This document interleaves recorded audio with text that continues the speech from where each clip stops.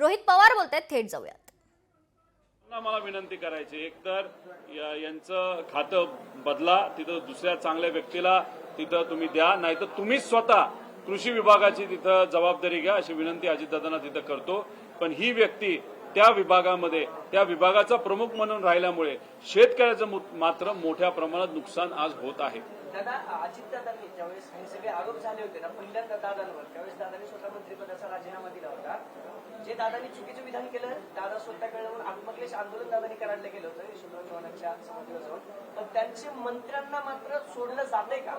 मुख्यमंत्री पाठीशी घालतात असं वाटतंय? हे बघा, अजितदादांवर जेव्हा काही लोकांनी आरोप केले होते, ते खोटे आरोप होते, पण त्यावेळी जेव्हा आरोप केले गेले होते तेव्हा त्यांनी तिथं राजीनामा दिला होता. ते कराडला गेले होते, स्वर्गवासी चव्हाण साहेबांच्या समाधीच्या इथं त्यांनी बसून काही काळ तिथं शांततेत ते बसले आणि मग हे आपण सगळ्यांनी तिथं बघितलेलं आहे. आता अजितदादा स्वतः या पक्षाचे प्रमुख असताना त्यावेळेस कोण प्रमुख होतं? तर आदरणीय पवार साहेब होते. पवार साहेबांच्या मार्गदर्शनाखाली ती पार्टी ही चालत होती. नैतिकता ही अतिशय महत्वाची त्या काळामध्ये होती.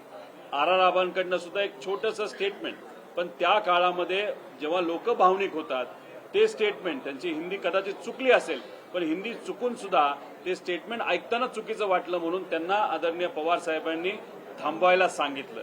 तसंच तुम्ही जर बघितलं त्यावेळेस काँग्रेसचे नेते देशमुख साहेब मुख्यमंत्री होते तेव्हा त्यांनी सुद्धा तिथं माघार घेतली आणि पदावरनं ते निघून गेले.